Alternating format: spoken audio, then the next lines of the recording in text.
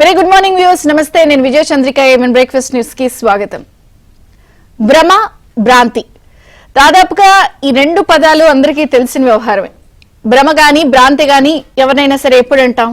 నిజాన్ని తెలుసుకోలేకపోయినా, నిజాన్ని గ్రహించలేకపోయినా ఖచ్చితంగా వాడు భ్రమలో ఉన్నాడురా, వాడు భ్రాంతిలో ఉన్నాడురా, వాడు ఎందుకు నిజాన్ని చూడలేకపోతున్నాడు, లేదా తెలిసినా నటిస్తున్నాడా, అసలు ఎందుకు ఇట్లా ప్రవర్తిస్తున్నాడు అన్న సందర్భాల్లో మనం మాట్లాడతాం. ఇంకాస్త ట్రెండింగ్ గా సినిమా స్టైల్లో చెప్పాలంటే వాడిని ఎవరికైనా చూపించండిరా అంటారు. ఇది చాలా లేటెస్ట్ ట్రెండ్ అనమాట. అయితే ఇది ఎందుకు అంటున్నాను అనంటే, రెండు తెలుగు రాష్ట్రాల్లో ఎలక్షన్స్ అయిపోయాయి, ప్రభుత్వాలు కొలువుదీరాయి, చక్కగా మంత్రులు వాళ్ళ పనులు మొదలు పెట్టేశారు, కేబినెట్లు లేకపోతే వివిధ శాఖలకి సంబంధించిన పని స్టార్ట్ అయిపోయింది. గత ప్రభుత్వంలో ఉన్నటువంటి లొసుగులు లేకపోతే జరిగినటువంటి అక్రమాలపై విచారణలు కొనసాగుతున్నాయి. అలాగే కమిటీలు వేస్తున్నారు, ఆయా శాఖలకు సంబంధించిన పనులు మొదలయ్యాయి. ఇక రెండు తెలుగు రాష్ట్రాల్లో ఎవరి పని వాళ్ళు చేస్తున్నారు. అలాగే అక్కడ తెలంగాణ రాష్ట్రంలో అక్కడ ప్రభుత్వం మారి 7 నెలలైంది. ఆంధ్రప్రదేశ్ రాష్ట్రంలో ప్రభుత్వం మారి నెల దాటుతోంది సుమారుగా. అక్కడ కేసీఆర్ వెళ్లిపోయారు, ఇక్కడ ఆంధ్రప్రదేశ్ లో జగన్ వెళ్లిపోయారు. కానీ ఇక్కడ గమనిస్తే ఆసక్తికరంగా రెండు తెలుగు రాష్ట్రాల్లో ఉన్నటువంటి మాజీ ముఖ్యమంత్రుల తీరు, వారి మాటలు, ప్రకటనలు, వ్యవహరిస్తున్న శైలి చాలా తీవ్ర చర్చనీయాంశంగా మారింది.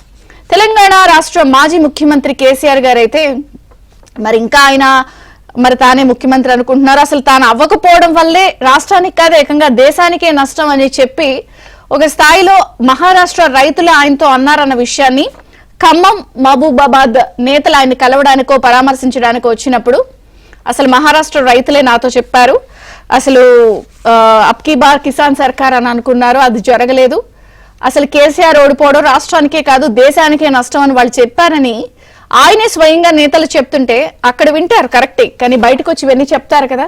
సో ఆయన ఇంకా భ్రమలు భ్రాంతిల్లోనే ఉన్నట్టున్నారు, నిజాన్ని యాక్సెప్ట్ చేయటం లేదు, ప్రభుత్వం మరి 7 నెలలు అయిపోయింది అనేది బయట వాళ్ళు మాట్లాడుతున్నారు. సరే, కేసీఆర్ గారి సంగతి పక్కన పెడితే ఆంధ్రప్రదేశ్ రాష్ట్రం విషయానికి వద్దాం. ఆంధ్రప్రదేశ్ రాష్ట్రంలో కూడా ఇక్కడ అద్భుతమైన మ్యాండేట్ తో చక్కగా కూటమి ప్రభుత్వం కొలువుదీరింది, శాఖల కేటాయింపులు జరిగిపోయాయి, ప్రభుత్వం ఫామ్ అయిపోయింది, అన్ని జరుగుతున్నాయి, సవ్యంగా జరుగుతోంది.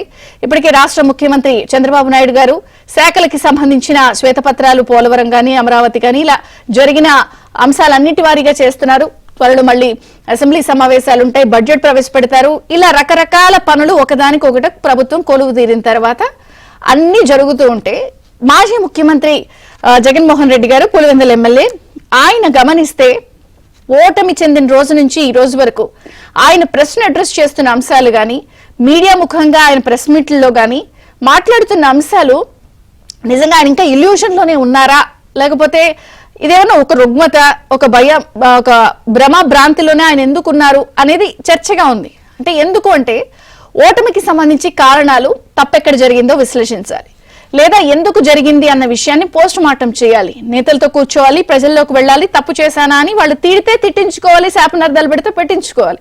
కానీ ఇవన్నీ జరగకుండా ఆయన ప్రెస్ మీట్ లో మాట్లాడే అంశాలు, లేకపోతే వాళ్ళ నాయకుల దగ్గర మాట్లాడే అంశాలు, హిమాలయాలకు వెళ్ళిపోదాం అనుకున్నాను ఈ ఫలితాలు చూసిన తర్వాత, సో కానీ 40% వచ్చిందని ఆగిపోయానని ఒకసారి, ఫలితాలపై అనుమానాలు ఉన్నాయని ఒకసారి అన్నారు, ఆధారాలు లేవు, ఈవీఎంలు లేవో, తప్పులు జరిగాయని ఒకసారి అన్నారు, తర్వాత ఓట్లు ఏమయ్యాయో అక్కా చెల్లెళ్ళ ఓట్లు, అవ్వాతాతల ఓట్లు, రైతుల ఓట్లు ఏమయ్యాయో దేవుడికే తెలియాలని కాసేపు అన్నారు, చంద్రబాబు మోసపూరిత హామీల వల్ల ఇదంతా జరిగిందని కాసేపు అన్నారు, 5 ఏళ్లు కళ్ళు మూసుకుంటే అంతా అయిపోద్దులే ఎంతసేపు అని కాసేపు అంటున్నారు, పిన్నెల్లి మంచోడు ఇలా చూసారా కేసులు పెట్టారని కాసేపు అంటున్నారు, 10%వేగా ఇదేముందో అట్నుంచి ఇటు అయిపోతుందని.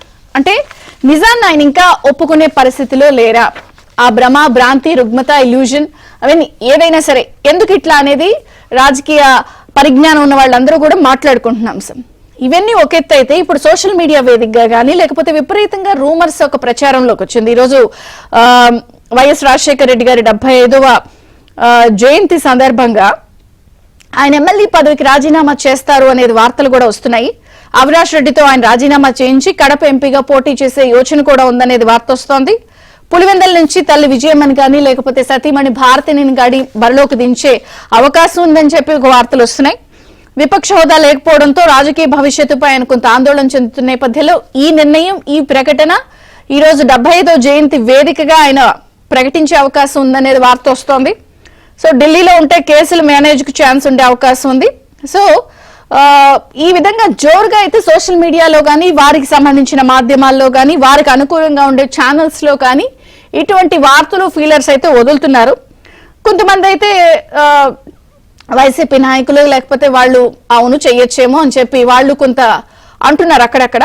మొత్తానికి ఏం జరుగుతుంది అనేది ఒకటి అర్థమైతే, ఈ రోజు కూడా కడపలో ఒక ఆసక్తికర అంశం ఏమిటంటే, మరొకసారి అన్నా చెల్లెలు ఇద్దరు కూడా ఎదురు పడకుండానే వాళ్ళిద్దరు విభేదాలు మళ్లీ బయటపడ్డాయి.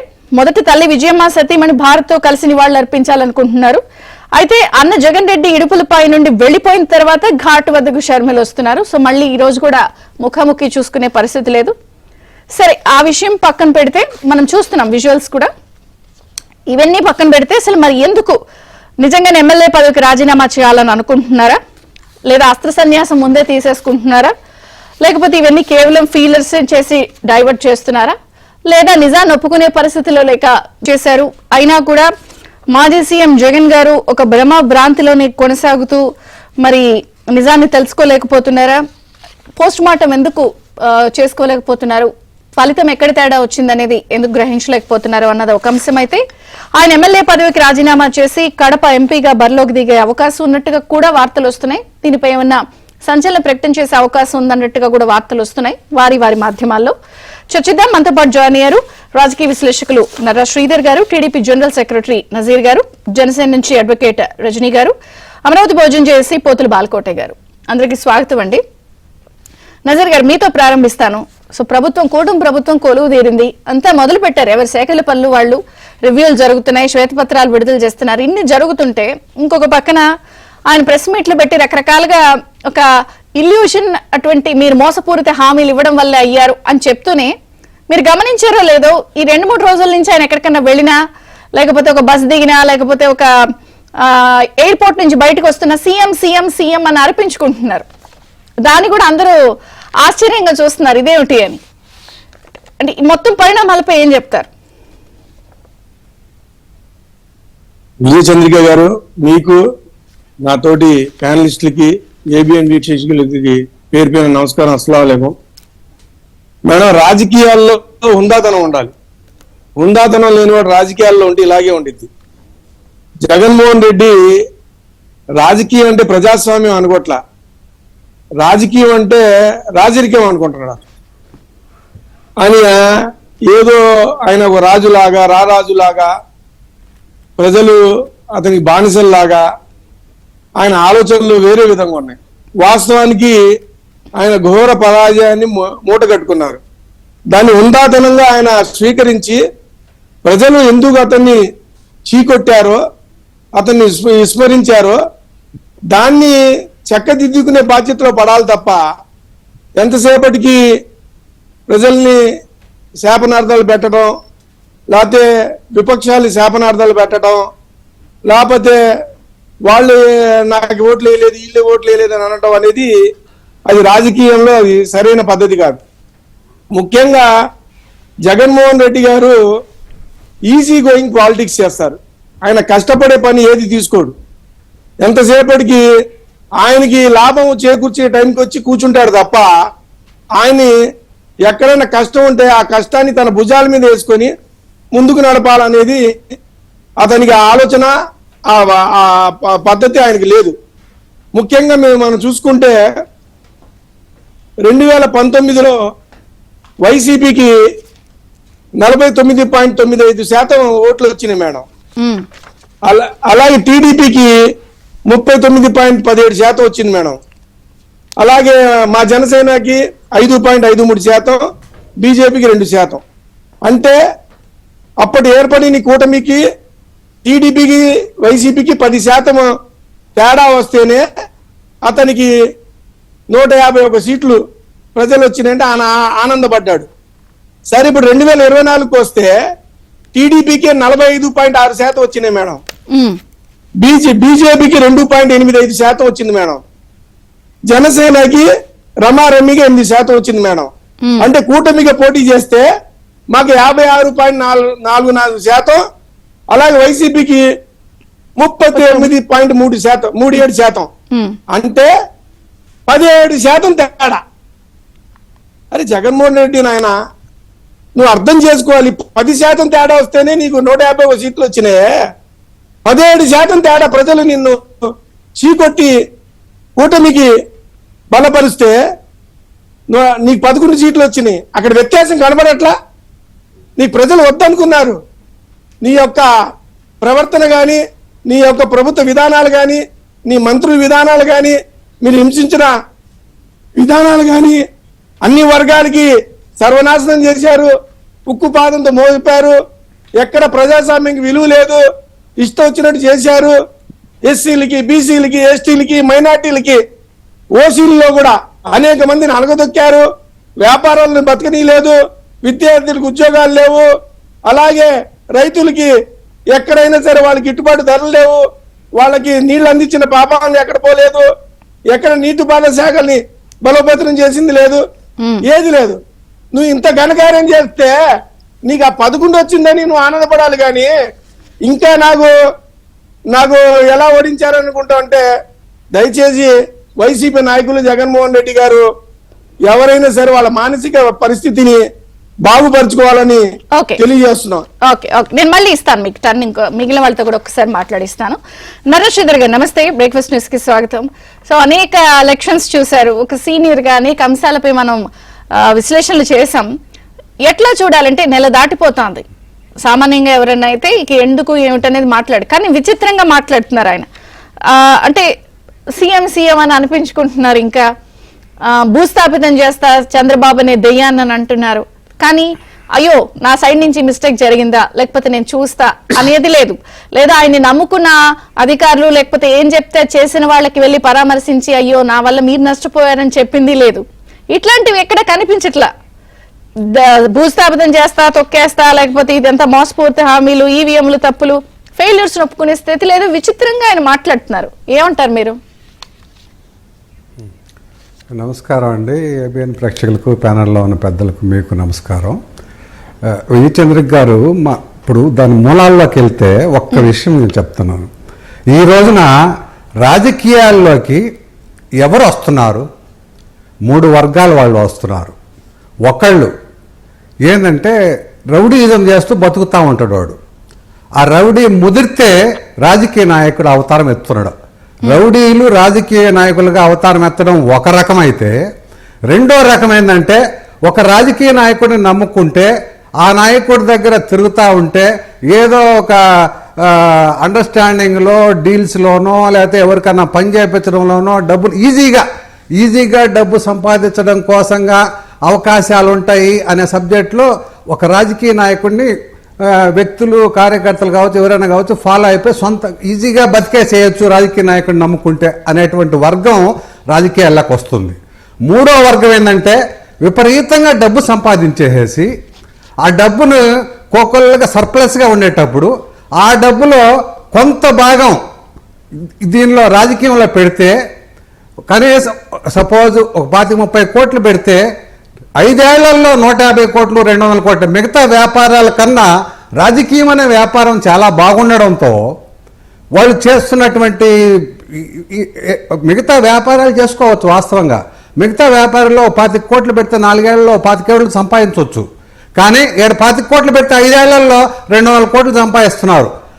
దానిలో భాగంగా వ్యాపారమే ఇది మంచి వ్యాపారం అని వచ్చేవాళ్ళు కొంతమంది అయితే, రౌడీలు కొంతమంది అయితే, ఈజీగా డబ్బులు ఉన్నాయి ఈ వర్గాల వాళ్ళు మాత్రం రాజకీయాల్లోకి వస్తున్నారు.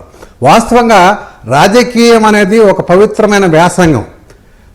ఆ వ్యాసంగాన్ని, పవిత్రమైన వ్యాసంగాన్ని, ఎంత పవిత్రమైన వ్యాసంగంగా ఉందో దాన్ని అంత అపవిత్రంగా చేసేశారు.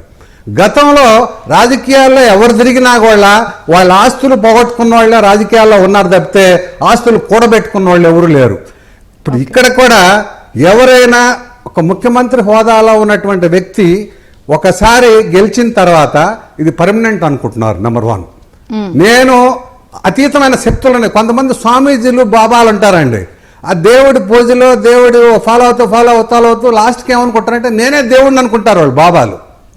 బాబాలు సూక్తులు చెప్తూ అన్నీ చెప్తూ ఓవరాల్గా వాళ్లే దేవుడు అనుకుంటారు. అదే విధంగా ఒక రాష్ట్ర ముఖ్యమంత్రి కానీ ఒక దేశ ప్రధానమంత్రి కానీ ప్రజాస్వామ్యయుతంగా ఎన్నికైన తర్వాత నేను చాలా గొప్పవాడిని, నాకు అందరికన్నా బాగా తెలుసు, ఎవరికి ఏమి తెలియదు, జనాలందరూ పిచ్చివాళ్ళు. ఇప్పుడు నేను మాట్లాడుతున్నా అనుకోండి, వ్యూవర్స్ పిచ్చివాళ్ళు అనుకోకూడదు, వ్యూవర్స్ నేనేం చెప్పినా వింటారు అనుకోకూడదు.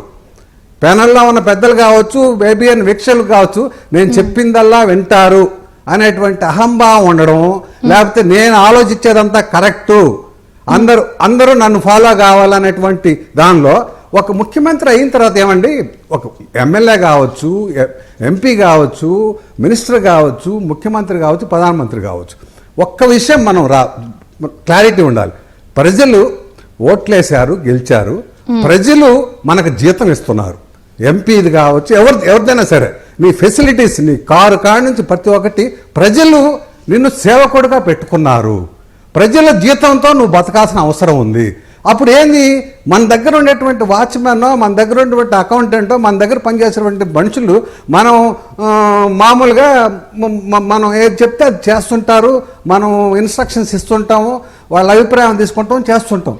కానీ ఇక్కడ ప్రజలు దగ్గరికి ఒక నెల రోజులు వాళ్ళు తిరిగి అన్ని మా రకాలుగా చెప్పి అన్ని ప్రలోభాలకు వాళ్ళు లోన్ చేసేసి ఓట్లు వేయించుకున్న తర్వాత ఈ ప్రజలు వాళ్ళ దగ్గరికి ఎలా వెళ్తున్నారు, వీళ్ళేదో వాళ్ళ అసిస్టెంట్లు అన్నట్టుగా బతులు ఆడుకుంటూ పోతున్నారు. ఏంది ఇది? కమాండ్ చేసేటువంటి పరిస్థితి ప్రజలకు ఉంది. వాస్తవంగా ఇది కంప్లీట్గా రివర్స్ అయిపోయిందండి పాలిటిక్స్.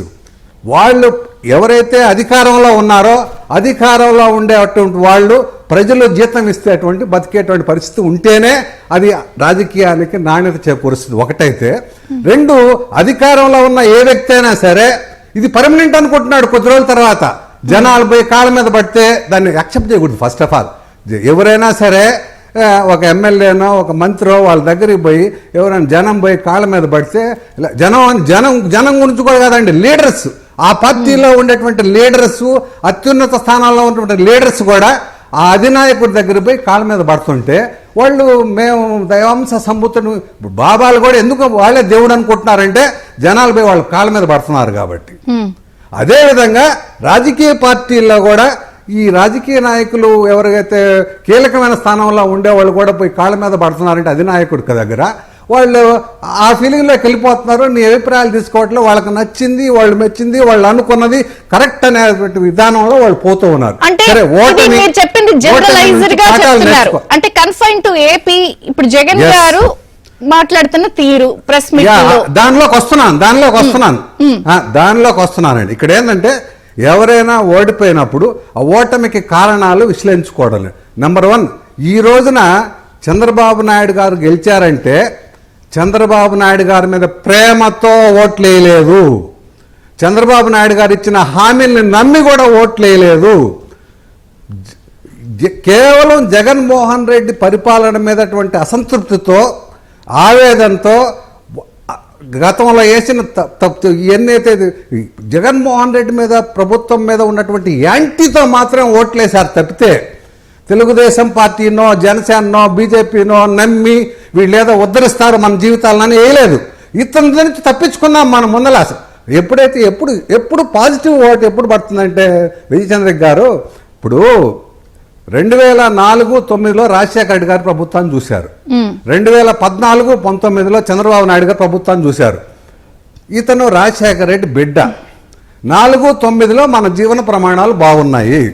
14-19లో ఆర్థికాభివృద్ధి ఎంతున్నా ఆర్థికాభివృద్ధిలో ప్రజల్ని భాగస్వామ్యం చేయడంలో ఫెయిల్ అవ్వడం వలన 14-19లో జీవన ప్రమాణాలు కూడా మన వాస్తవంగా విజయచంద్ర గారు 14-19లో జరిగినటువంటి అభివృద్ధి మన రాష్ట్రంలో ఏ రోజు జరగల. సిన్స్ ఇండిపెండెన్స్ అంతటి అభివృద్ధి జరిగింది. అంతటి అభివృద్ధికి ఇమ్మీడియట్ గా అంతటి కరప్షన్ కూడా, ఎక్కడైతే అభివృద్ధి ఉంటుందో అక్కడే కరప్షన్ కూడా విపరీతంగా ఉంటుంది. ఆ కరప్షన్ చేసిన వాడు ఆ గ్రామంలో కరప్షన్ చేసి తిరుగుతూ ఉంటే వాడి మీద ఈర్ష్య, అసూయ జనాలకు కలుగుతుంది. ఆ ఈర్ష్య, అసూయ అనేది వాడి మీద ఎటువంటి యాంటీ ఇన్కంబెన్సీ అనేది అది బేసిక్గా. సో ఎప్పుడైతే ఈ అవినీతి లేనటువంటి అభివృద్ధి చేస్తూ ఆ అభివృద్ధి పొలాల్లో ప్రజల భాగస్వామ్యం ఉన్నప్పుడు మాత్రమే ఒక ప్రభుత్వం మీద పాజిటివ్నెస్ ఉంటుంది తప్పితే మీరు చేసే అభివృద్ధి మేము అంత చేశాం కదా, అంత సంక్షేమం ఇచ్చాం, అంత అభివృద్ధి చేశాం కదా, మాకు ఓటేస్తారు కదా అనుకుంటే భ్రమ. నెంబర్ 1. నెంబర్ 2, వీళ్ళెవరు కూడా అధికారం అనేది శాశ్వతం అనుకుంటున్నారండి. శాశ్వతం అనుకోకపోతే వైకాపా కార్యాలయాలు అన్ని కార్యాలయాలు పెట్టినప్పుడు అనుమతులు తీసుకోవడం విత్ ఇన్ నో టైం కదా, తీసేసుకోవచ్చు, కట్టుకోవచ్చు కదా, తీసుకోవాల్సిన అవసరం ఏముంది, మందే కదా అనేటువంటి అహంకారం అండి బేసిక్గా. ఒకటి అధికారంతో కూడినటువంటి అహంకారంతో కూడినటువంటి మన కన్నా తెలియకల వాళ్ళు ఎవరూ లేనటువంటి ఆలోచనలో ఉండడం వల్ల ఓటమిని నిజాన్ని ఒప్పుకోవడానికి అదే అహంకారం ఇప్పుడు అడ్డొస్తుంది, ఒప్పుకోవట్లేదు. ఒక బ్రేక్ తీసుకుందాం. జనసేన అలవాటు పడిపోయింది. ప్రభుత్వం మొదలై నెల రోజులు అవుతోంది. సో రకరకాల నిర్ణయాలు తీసేసుకుంటున్నారు, మీరు కూడా పాలసీస్ చేస్తున్నారు. ఈ రోజు నుంచి నేటి నుంచి ఆంధ్రప్రదేశ్ రాష్ట్రంలో ఇసుక ఉచితం అమల్లోకి వస్తోంది. రకరకాల శ్వేతపత్రాలు విడుదల చేశారు పోలవరానికి సంబంధించి కానీ అమరావతి లేదా గత ప్రభుత్వంలో ఉన్న ఫ్లాస్ అన్నిటినీ మీరు నెమ్మదిగా బయట పెడుతున్నప్పుడు నిజంగా మాట్లాడాలి అంటే మేము తప్పు చేయలేదు, వాళ్ళు చెప్తూనే తప్పు అని అవి వచ్చి బయటకు వచ్చి ప్రెస్ మీట్లు మాట్లాడాలి. లేదా మమ్మల్ని కావాలని అలర పెడుతున్నారని అవి కౌంటర్ చేయొచ్చు. మీరు చెప్పే విషయాలన్నింటినీ కూడా లేదు వీళ్ళు కావాలని చేస్తున్నారు, ఇది నిజమని వాళ్ళు కౌంటర్ చేయొచ్చు. అది జరగట్లేదు. ఇంకా నెల రోజులు దాటిపోయినా కూడా ఓటమికి సంబంధించిన అంశాలపైనే మీరేదో తప్పు చేశారు, మాదంతా కరెక్ట్ గానే ఉంది అన్న ఒక ప్రెజెంటేషన్ పిక్చరే బయటకి ఇస్తున్నారు ప్రెస్ మీట్స్ లో. ఏం చెప్తారు మేడం? ముఖ్యంగా జగన్మోహన్ రెడ్డి గారికి అలవాటైనది డైవర్షన్ పాలిటిక్స్. ఇప్పుడు మనందరం డిస్కస్ చేస్తుంది ఇంకా కూడా భ్రమలో ఉన్నాడు, మాయలో ఉన్నాడు, లేకపోతే ఇంకా ఓడిపోయానన్న దాంట్లోంచి బయటికి రావట్లేదు, అందుకనే వచ్చి 2-3 సార్లు బయటకు వచ్చి గట్టిగా వాళ్ళ క్యాడర్ ని వెనకాల పెట్టుకుని ప్రెస్ మీట్ ఇస్తున్నారు అని మనం అనుకుంటున్నాం. సర్వసాధారణంగా గవర్నమెంట్ కి ఎగనెస్ట్ గా ప్రెస్ మీట్ ఇస్తే మామూలుగా సరైనోడు గనక గవర్నమెంట్ లో ఉంటే, అంటే జగన్మోహన్ రెడ్డి గారు గనక గవర్నమెంట్ లో ఉండుంటే ఇదే ప్రెస్ మీట్ చంద్రబాబు గారు గనక ఇచ్చుంటే ఈ పార్టీకి ఎప్పుడో అడవుడు చేసేసి ఉండేవారు. కానీ ఇక్కడ ఏం జరుగుతుందంటే అతి తొందరలో జగన్మోహన్ రెడ్డి గారు అరెస్ట్ అవబోతున్నారు. ఇది తథ్యం. వాయిదాలు కట్టెండ్ గా అవబోతున్నాడు, రెగ్యులర్ గా కోర్టుకు వెళ్ళబోతున్నారు. తవ్వే కొద్ది బయటకు వచ్చే నిధులు నిక్షేపాలాగా వివేకానంద రెడ్డి గారి కేసులో ప్రపంచానికి తెలియక ముందు జగన్మోహన్ రెడ్డి గారికి తెలుసు అని సిబిఐ నిర్ధారించి స్టాంప్ వేసేసింది. ఎలా తెలుసు? పాచికలేసారా, పంచాంగం చూసారా అనేది ఇప్పుడు ఆయన పిలిచి అడుగుతారు. సో ఇవన్నీ జరిగే ముందు ఏం జరగాలి అంటే, చూడండి నేను పోయి గర్జిస్తుంటే 2-3 ప్రెస్ మీట్లు పెడుతుంటే కుళ్ళు కుతంత్రంగా నన్ను ఇంటెన్షనల్ గా చంద్రబాబు నాయుడు గారు అరెస్ట్ చేయించారు అని చెప్పడానికి. నేను లండన్ లో ఉన్నప్పుడు ఆయన ఎత్తారు అంటూ, ఆయన అరెస్ట్ చేసినప్పుడు ఆయన ఈ దరిదాపుల్లో లేకుండా లండన్ లో ఉండి ఒక భారీ స్కెచ్ పన్నేసిన తరుణాలు మనకు తెలుసు. సో అతి తొందరలో అరెస్ట్ అవబోతున్నటువంటి జగన్మోహన్ రెడ్డి గారు అంటే ఒక చికెన్ షాప్ ముందు వచ్చి ఒక కోడి తొడలు కొడితే దాని పరిస్థితి ఎలా ఉంటుంది అంటూ చెప్పుకుంటుంటారు కదా. కానీ ఇక్కడ చంద్రబాబు గారి ప్రభుత్వంలో కొడాలి నాని గారు మొన్న ఈ మధ్య పాపం చంద్రబాబు గారు ముఖ్యమంత్రి అయినప్పటికీ కూడా మళ్ళీ ఇలాగే మురుగుతున్నా సరే ఇంతవరకు ఆయన అరెస్ట్ చేయలేదు విజయ్ చంద్రిక్ గారు. ఇది గమనించండి. మళ్ళీ వాడు వీడని మళ్ళీ మరుగుతూనే ఉన్నారు. అసలు కనీస ఇంకిత జ్ఞానం, ఒక వ్యక్తి ముఖ్యమంత్రే 14 సంవత్సరాలు ముఖ్యమంత్రిగా చేశాడు, ఆయన దగ్గర టీ కప్పులు అందించిన వాళ్ళమే మనము అన్న కనీస జ్ఞానం కూడా కోల్పోయి ఈయన ఎమ్మెల్యే కాకపోయినప్పటికీ ఒక సాధారణ పౌరుడిగా కూడా మురుగుతున్నా గానీ ఇంతవరకు పాపం హోమ్ మినిస్టర్ అనిత గారు అరెస్ట్ అనే పదాన్ని వాడాల. ఎందుకంటే మురిగే ప్రతి ఓరిని అరెస్ట్ చేసుకుంటూ పోతుంటే జైళ్లు సరిపోవు. సో అందుకని వదిలేస్తారు. సో ఇప్పుడు ఇంటెన్షనల్ గా ఏం కావాలి అంటే జగన్మోహన్ రెడ్డి గారు అరెస్ట్ అవ్వబోతున్నారు కాబట్టి దీనికి గల కారణం చంద్రబాబే. నేను ఎదురు తిరిగి మాట్లాడాను కాబట్టి అరెస్ట్ చేయించారు. అసలు పిన్నెల్లి గారి అరెస్ట్ అయితే ఈవీఎం మిషన్లు బద్దలు కొట్టడం వల్ల ఆయన అరెస్ట్ అయ్యారు. గతంలో ఆయన చాలా మర్డర్ కేసులు ఉన్నాయి. ఒక్కసారి కూడా ఆయన మీద రౌడీ షీట్ ఓపెన్ చేసే ధైర్యం లేని పరిస్థితి. ఎందుకంటే 4 సార్లు కూడా ఆయన ఎమ్మెల్యే అయ్యాడా, ఎమ్మెల్యే అవ్వాల్సి వచ్చినా కూడా తెలియని పరిస్థితి. సో ఇటువంటి టైంలో వాళ్ళు చెప్తున్నారు ఇది ఏదైతే లోకేష్ గారు ఆర్టిఫిషియల్ ఇంటెలిజెన్స్ ద్వారా గ్రాఫిక్స్ చేసి పిన్నెల్లి గారిని సృష్టించారు, పిన్నెల్లి గారు ఆన్ ది స్పాట్ లో అక్కడ లేరు అంటూ పాపం వాళ్ళు బెయిల్ పిటిషన్ లో మెన్షన్ చేసుకున్నారు. ఈయనెళ్ళి జైలు ముందుకు నుంచొని అదే ప్రెస్ మీట్ మే 13న పాల్వాయి గేటు దగ్గర అవును బద్దలు కొట్టాడు, అతను రిగ్గింగ్ చేస్తే బద్దలు కొట్టేవాడా? లేదు కదా, అతను రిగ్గింగ్ చేయలా, అందుకనే బద్దలు కొట్టాడు అంటూ ఆ బద్దలు కొట్టిన విషయాన్ని ఒప్పేసుకున్నారు. అదొక ఎవిడెంటరీ డాక్యుమెంట్, వాళ్ళ పార్టీ అధ్యక్షుడు ఒప్పుకున్నాడు కాబట్టి బహుశా దాన్ని పరిగణించి ఆయనకి బెయిల్ క్యాన్సిల్ అయిపోతుందేమో, బెయిల్ రాదేమో. అసలు వెనకాలండే అంబటి రాంబాబు గారు, అసలు అనిల్ కుమార్ యాదవ్ గారు, ఓరే నాయనో వీడేంట్రా బాబు ఇలా మాట్లాడేస్తున్నాడు, లోపల నోడు బెయిల్ రాకుండా చేసేసేలాగున్నాడంటూ ఏం చేయాలో అర్థం కాని పరిస్థితి. ఎందుకంటే ఇప్పుడు వరకు జగన్మోహన్ రెడ్డి గారు లైవ్ ప్రెస్ మీట్ ఇచ్చిన దాఖలాలు చాలా తక్కువ. అవును, ఆయనకి ఏం మాట్లాడాలో కూడా తెలియదు. అందుకని ఆయన్ని ఉబ్బి తబ్బిబ్ చేయడానికి జయమాలిని జ్యోతి చిత్ర డాన్స్ లాగా జోగి రమేష్ గారు, రోజారెడ్డి గారు పాపం అక్కడక్కడ అవతల వాళ్ళని ప్రతిపక్ష నాయకుల్ని బూతులు తిడుతూ కుక్కలతో పోలుస్తుంటే ఈయన పక్క నవ్వుకుంటూ ఉంటారు. సో ఇటువంటి పరిస్థితుల్లో డైరెక్ట్ అటాక్ అంటూ ఆయనే మాట్లాడితే ఎలా ఉంది అంటే, అసలు మీకు కనుక దమ్ముంటే మీరు ప్రజల మనసులు గెలుచుకున్నాం కదా బాబు, మీరు బద్దలు కొడితే ఈవీఎం మిషన్లు బద్దలు కొడితే తప్ప అని మాట్లాడుతుంటే, అసలు తప్పు చేసినోడు ఒక లెక్క అయితే, తప్పుని ప్రేరేపించినోడు ఒక లెక్క అయితే, తప్పుని సమర్థించినోడు ఇంకా పెద్ద తప్పుడోడు కింద లెక్క. అయినా గానీ ఆ కారణంతో కూడా మనం అరెస్ట్ చేయండి, మనకు అనవసరం. ఆయన మొరుగుతుంటారు, ఆయన ప్రతిపక్ష నాయకుడు, ఆయన బాధలో ఆయన ఉన్నాడు, బాధ పడనివ్వండి. అంటే నేను అనేది ఇప్పుడు మీ ప్రభుత్వం చాలా క్లియర్ కట్ గా శాఖల వారీగా, అంశాల వారీగా రకరకాల ఇష్యూస్, ఇలా జరిగింది, ఇంత ఇబ్బందులు జరిగినాయి, ఇలా నాశనం చేశారు. ఇప్పుడు విద్యుత్ శాఖే తీసుకుందాం. సో ఆ నిర్ణయాలతో 1,38,000 కోట్ల రూపాయలు భారం పడింది అనేది చెప్తున్నారు బయటకు వచ్చి. అమరావతిలో ఇలా జరిగింది, పోలవరం ఇలా జరిగింది, ఇవన్నీ కూడా కాదు తప్పుడు లెక్కలు చెప్తున్నారు అని ఒక ప్రెస్ మీట్ పెట్టి మిమ్మల్ని కౌంటర్ చేస్తే ఇంకా వాల్యూ పెరిగేది. కానీ ఫలితాలపైనే దేవుడికే తెలియాలి, అసలు మిమ్మల్ని భూస్థాపితం చేస్తా, ఇవి కదా మాట్లాడుతున్నారు. Point number 1. రెండు, మళ్ళీ ఎమ్మెల్యే పదవికి రాజీనామా చేసే అవకాశం ఉంది, కడప ఎంపీగా పోటీ చేస్తారని వాళ్ళ మాధ్యమాల్లోనే చెప్పిస్తున్నారు. అంటే సాక్షి పేపర్లో, సాక్షి టీవీలో రాసుకోవడానికి వార్తలు లేక కొత్తవి తవ్వుకుంటున్నారండి. అవినాష్ రెడ్డి గారు, ఇప్పుడు జగన్మోహన్ రెడ్డి గారు గెలిచిన, అవినాష్ రెడ్డి గారు గెలిచిన, పెద్దిరెడ్డి గారు గెలిచిన, మిథున్ రెడ్డి గారు గెలిచిన చాలా ఆశ్చర్యం అండి.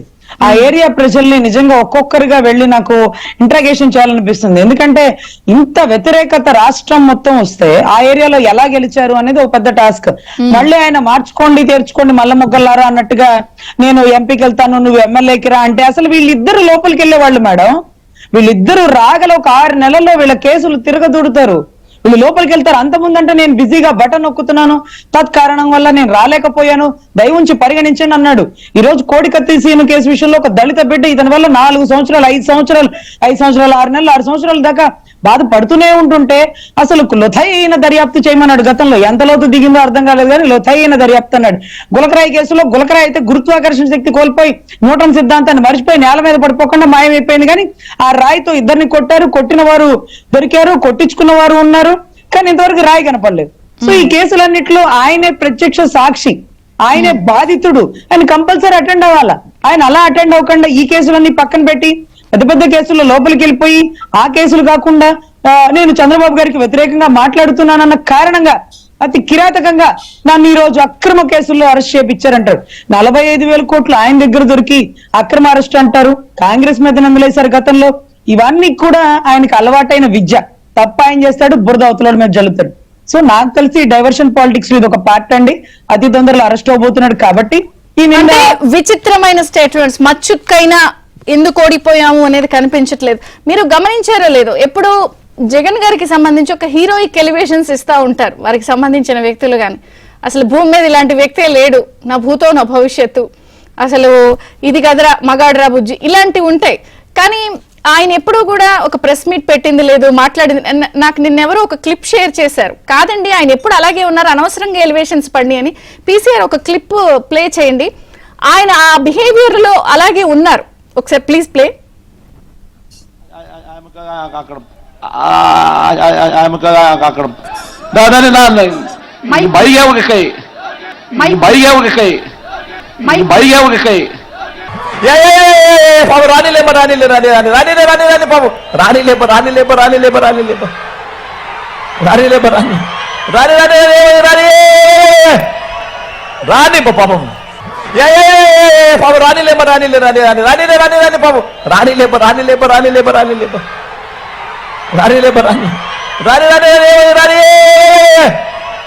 రాని పాపం దాదా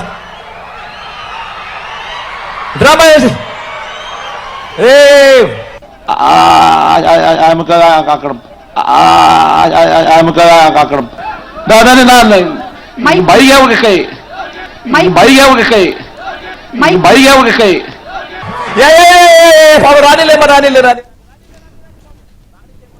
అంటే నేను అనేది ఇప్పుడు ఏదో ఒక కామెంట్ చేయడానికనో లేకపోతే విమర్శించడానికనో కాదు.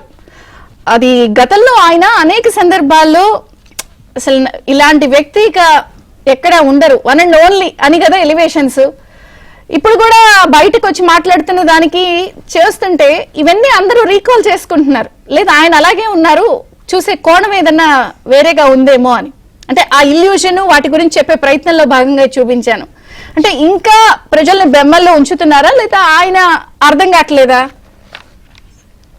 మేడం ముఖ్యంగా నాకు తెలిసి ఇప్పుడు ఆయన మొన్న మీటింగ్ పెట్టారట. పెట్టినప్పుడు అందరు ఎమ్మెల్యేలను అడిగితే ఒక ఎమ్మెల్యే చెప్పారు నాతో, ఆయన మమ్మల్ని తిరుగుతున్నారండి, అంత వ్యతిరేకత ఉన్న నేను ఓడిపోలా, ఏ ఇటుగా ముద్దాయిగా ఉన్నటువంటి అవినాష్ ఓడిపోలా, మీరు ఎట్లా ఓడిపోయారు, మీ గ్రామాన్ని మీరు కంట్రోల్లో చేసుకోవద్దా, మీ ఏరియాని మీ అండర్లో పెట్టుకోవద్దా, చెప్తే ఉండాలా, ఇదే నా పరిపాలన, 151 సీట్ల నుంచి ఇలా ఎలా పడిపోతాం మనం, ఇలా ఎందుకు ఓడిపోయారు, ఏం చేతగాని వాళ్ళు అంటూ ఆడవాళ్ళని మగవాళ్ళని కూడా ఇష్టాచారంగా తిట్టారటండి. ఎందుకంటే వ్యతిరేకత ఉంది నాలో, నేనే ఓడిపోలా, మీరు ఎట్లా ఓడిపోయారు, సపోజ్ ఇక్కడ చల్లని కాయిన్ అక్కడ చెల్లిద్దా అంటూ చిలుకూరుపేట నుంచి వచ్చిన వాడు గుంటూరులో ఎందుకు గెలవలేకపోయింది, నీకు ఎంత గ్రాఫ్ ఇచ్చాను, నువ్వు ఎందుకు ఓడిపోయావు, ప్రతి ఒక్కరిని తిట్టడం ఏం చేశారట. ఈయన వల్ల ప్రభుత్వం పడిపోయింది అనడానికి ఆయనే గెలిచాడు. మరి ఎలా అనాలో అర్థం కాక పాపం ఎమ్మెల్యేలకి నిజంగా అర్థం కాని పరిస్థితుల్లో ఆ తిట్లన్నీ తింటూ ప్రభుత్వం అంటే పార్టీలు మారిపోదామా, ఇక 5 ఏళ్ళు ఏంతో తిట్లు తినాలా అని అర్థం కాని పరిస్థితుల్లో ఇలాగే ఏదంటే అది నోటికి ఏది వస్తే అది మాట్లాడేస్తున్నారంటండి. పాపం వాళ్ళు కూడా చాలా బాధ దృక్పథంతో ఉన్నారు. సో ఈయనకి మాట్లాడడం రాదా, ఆయన కోడ్ లాంగ్వేజ్ ఏమైనా సపరేట్ గా ఉందా, మైక్ ఇవ్వమండానికి మైక్ దేదో అంటున్నాడా, మరేమో మరి అర్థం కాని పరిస్థితి. ఒకసారి బాలకోట గారు మాట్లాడి నేను మీకు ఛాన్స్ ఇస్తాను. ఒకసారి బాలకోట గారు మాట్లాడదాం. బాలకోట గారు నమస్తే, బ్రేక్ఫాస్ట్ న్యూస్ కి స్వాగతం. సో ఏం చెప్తారు అంటే జరుగుతున్న పరిణామాలు కానీ లేకపోతే ఇవన్నీ కూడా మనం ఏం చేస్తే అదే వెనక్కి వస్తుందని అంటారు. ఆయన చేసిన దానికి సంబంధించి 5 ఏళ్లకి ఆయనకి రిటర్న్ వచ్చింది. ఇప్పుడు ఈ కూటమి ప్రభుత్వం ఏం చేస్తే 5 ఏళ్లకి తర్వాత వాళ్ళకి ఏమిటనేది క్లారిటీ వస్తుంది.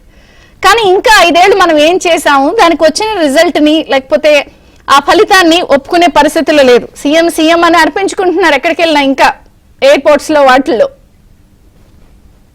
విజయచంద్రి గారు ధన్యవాదాలు.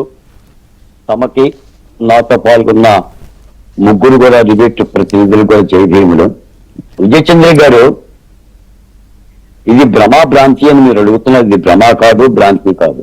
ఎందుకంటే భ్రమ అయితే కొంతకాలాన్ని పోతుంది, భ్రాంతి అయినా కూడా కొంతకాలాన్ని పోతుంది. కానీ ఇది బలుపు, జగన్మోహన్ రెడ్డి గారి యొక్క అధికారపు బలుపు. మనం 3 ఏళ్ల క్రితం 2 ఏళ్ల క్రితం చెప్పాం, ఆలమందల చెదరిన పశువుల కాపరిది తప్పు, సేనలు చెదరిన సేన నాదుడిది తప్పని చౌడప్ప గారి 13వ శతాబ్దపు పద్యం చెప్పాను నేను, చాటు పద్యం. బాబు ఇది పరిపాలన అయ్యా, ఇష్టారాజ్యంగా చెయ్యమాకు, అంతరించిపోతావు, అంతరించిపోతావు. వాళ్ళు రాజధానికి ఇచ్చిన భూమినిచ్చిన మహిళలయ్యా, డాక్టర్ సుధాకర్ అయ్యా ఈ మాస్క్ అడిగాడయ్యా, ఈ గుంతమ్మ కోరికలు అడగలేదు. మద్యం జేటాక్స్ తో అమ్ముతున్నావయ్యా, ఇసుకు లేకుండా చేసావయ్యా.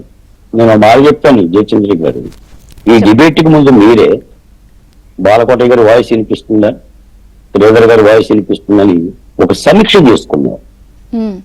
151 సీట్లు కలిగిన జగన్మోహన్ రెడ్డి గారు ఇప్పటి వరకు ఏదైనా ఒక సమీక్ష చేస్తుందండి?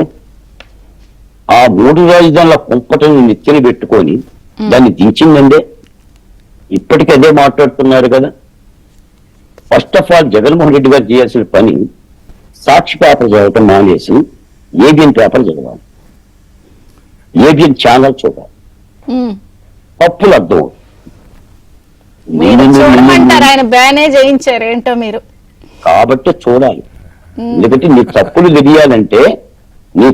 తెలియాలంటే నిన్ను సద్విమర్శ చేసేవాడి పాఠాలు చదవాలి. నువ్వు ఆ సాక్షి ఉన్నంత వరకు మేము ఇప్పుడు కూటమి ప్రభుత్వాన్ని కూడా తప్పుంటే తప్పని చెప్తున్నాం. మీరు గమనించారు లేదు 4 రోజుల్లో మంత్రి గారి భార్య ఇలా చేసిన వ్యవహారాన్ని తప్పు పట్టాం మేము. కొలుక్పూడి శ్రీనివాస్ గారు దానిపైన ఆంధ్రజ్యోతిలోని కొత్త పలుకు ఆర్టికల్లో సంస్థల ఎండి రాధాకృష్ణ గారు సున్నితంగా విమర్శించి విశ్లేషించి తప్పని చెప్పారు. మేము తప్పని చెప్తున్నాం. కూటమి ఏమి మాకేం ప్రత్యేకం కాదు.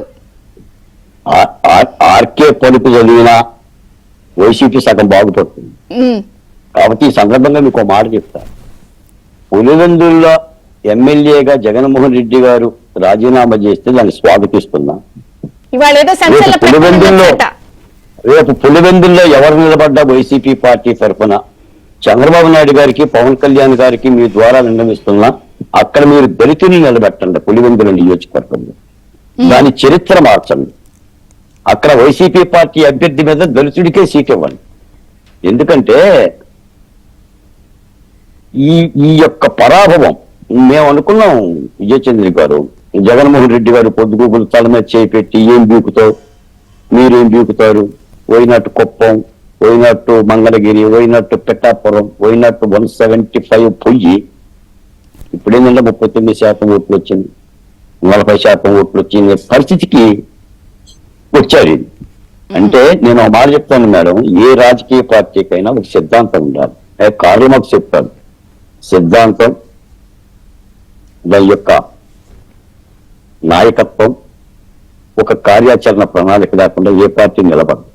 అసలు వైసీపీకి సిద్ధాంతం ఏంటి చెప్పండి? ఏ పొత్తులలో నుంచి పుట్టింది ఆ పార్టీ? ఈ రోజు తెలుగుదేశం పార్టీ ఉందంటే దానికి ఆత్మగౌరవం, తెలుగుడికి సంబంధించిన అభివృద్ధి, అది ఎన్టీ రామారావు గారు పెట్టారు.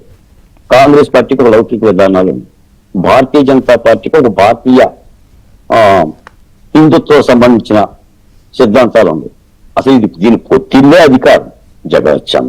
రాజశేఖర రెడ్డి గారి యొక్క మృతదేహాన్ని దగ్గర పెట్టుకొని అధికారం కోసం పుట్టిన పార్టీ.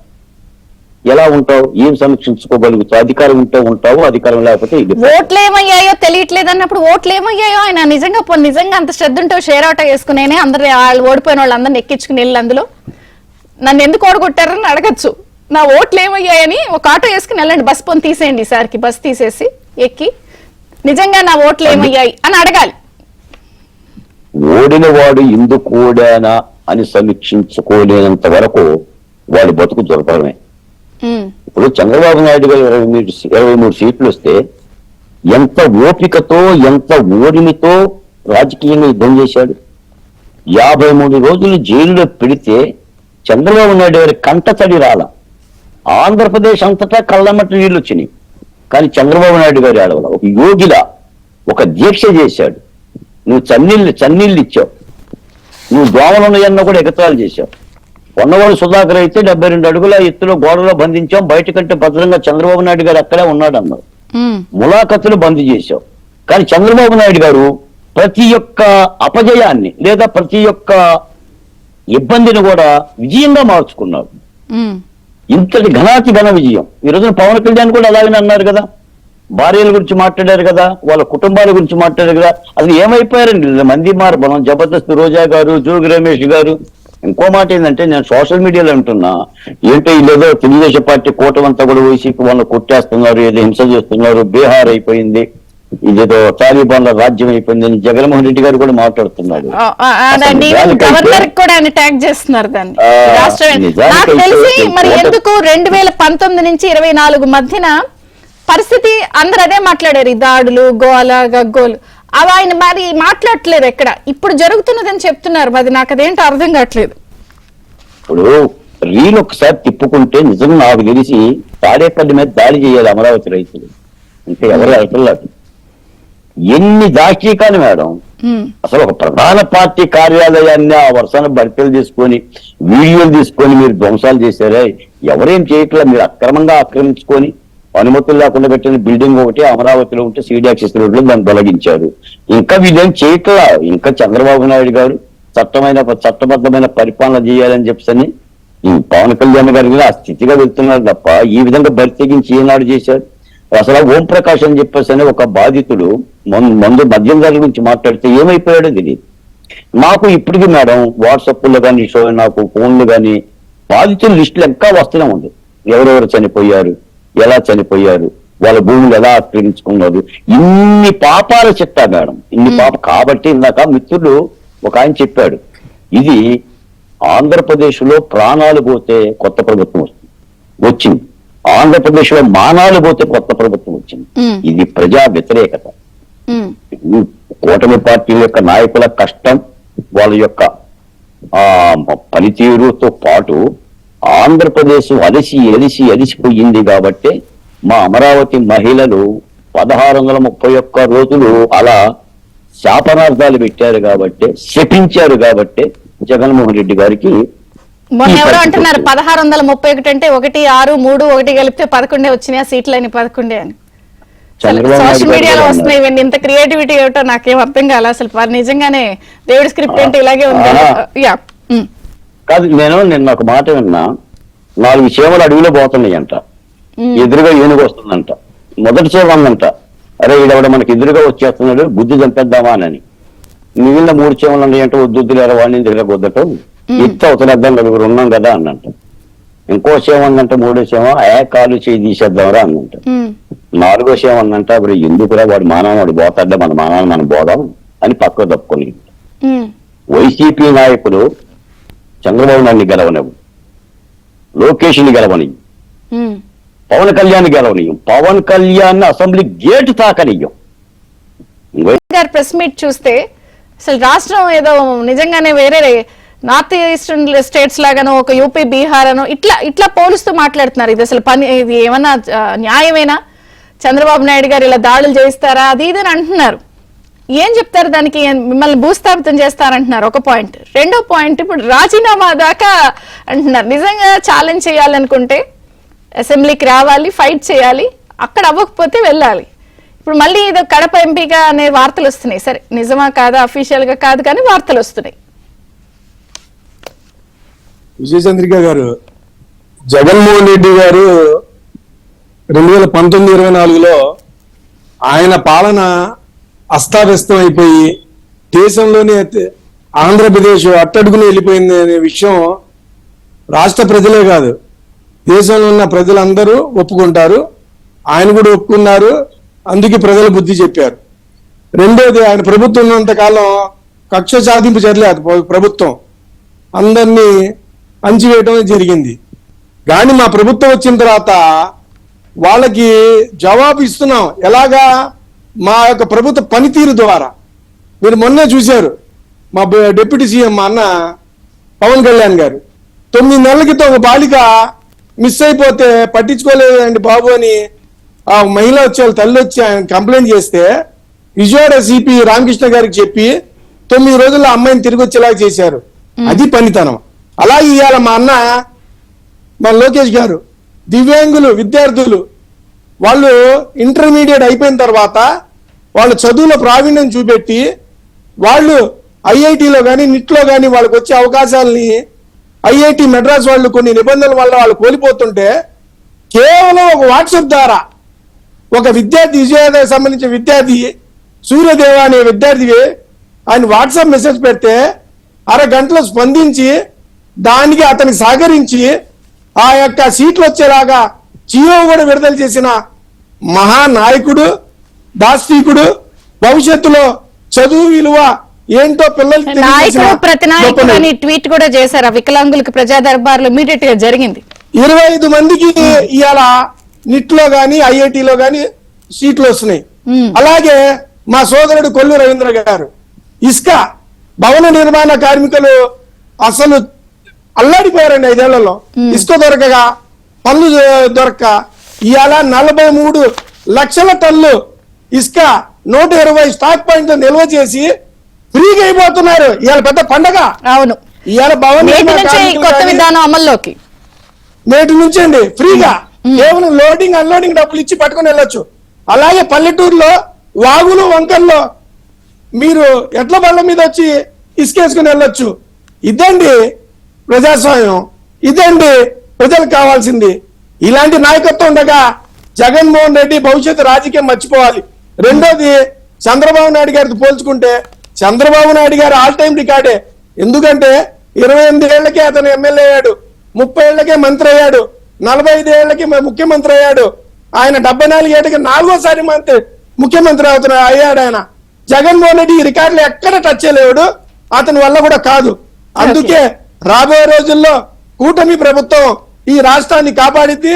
అటుపక్క టీడీపీ, ఇటుపక్క జనసేన, అటుపక్క బీజేపీ అన్ని వర్గాల వాళ్ళకి చక్కగా చూసుకునిద్దని ప్రజలు అనుకుంటున్నారండి. రైట్. నరేష్ శ్రీధర్ గారు, అధికారంలో వేరే పార్టీ ఉన్నప్పుడు రిజైన్ అనేది నిజంగా ఆత్మహత్య సదృశ్యం లాంటిది, కానీ అయినా అలాంటి ఫీలర్స్ ఇస్తున్నారు కడప నుంచి బరిలో. ఇవన్నీ ఎలా చూడాలి? ఇది గేమా లేకపోతే ఊరికేనా? అది గేమ్ ప్లాన్ లో భాగంగా వదులుతూ ఉండొచ్చు. ఈ ఫీలర్స్ ఇస్తే ఎలా ఉంటుంది జనం రియాక్షన్, ఏదో తెలివిగలగానే ఫీలింగ్ వదులుతుండొచ్చు. కానీ ఒకటి విజయచంద్ర గారు మనం అర్థం చేసుకోవాల్సింది ఏంటంటే, అధికారంలో ఉన్న వాళ్ళైనా ప్రతిపక్షంలో ఉన్న వాళ్ళైనా, ప్రతిపక్షంలో ఉన్నటువంటి పార్టీ అధికారంలోకి రావాలన్నా, అధికారంలో ఉండేటువంటి పార్టీ అధికారాన్ని నిలబెట్టుకోవాలన్నా ఒక్కొక్కరు ఒక్కొక్క ఫార్ములాకి వెళ్తున్నారు. సపోజ్ జగన్మోహన్ రెడ్డి గారు అధికారాన్ని నిలబెట్టుకోవడం కోసంగా ఒక ఫార్ములా E=MC² అట్లో, అట్లే ముఖ్యమంత్రి వాలంటీరు డిస్ట్రిబ్యూషన్ అంటే ఒక 100 రూపాయలు మనకి ప్రభుత్వానికి ఆదాయం వస్తే ఓ 25 రూపాయలు డైరెక్ట్గా జనాలకి డైరెక్ట్ బెనిఫిట్ ట్రాన్స్ఫర్ ద్వారా ట్రాన్స్ఫర్ చేసేస్తే నేను ఇంత ఇస్తున్నాను కాబట్టి ప్రతి ఇంట్లో మంచి జరుగుతుంది కాబట్టి 92%, 93% జనాలకు నేను న్యాయం చేశాను కాబట్టి, అంటే డబ్బు వీళ్ళ డబ్బులో 100 రూపాయల్లో 25 రూపాయలు మాకు పంచి పెడితే అది బృహత్తరమైన కార్యక్రమం కింద అనుకున్నాడు ఆయన. ఫార్ములా ఫెయిల్, ఆటోమేటిక్ గెలుస్తాం అనేటువంటి భ్రమలో వెళ్ళిపోయినాడు. ఇప్పుడు ఈ ఫార్ములా వర్కౌట్ కాలేదు, ఈ ఫార్ములాలో ఎక్కడ మిస్ఫైర్ అయింది అని ఆత్మావలోకం చేసుకోవడం లేదు. ఏ రోజు కూడా పార్టీ నిర్మాణం చేయలేదు, ముఖ్యమంత్రి, ఎమ్మెల్యేలు లేదు, మంత్రులు లేదు, ఎంపీ లేదు, ఎవరేం లేదు.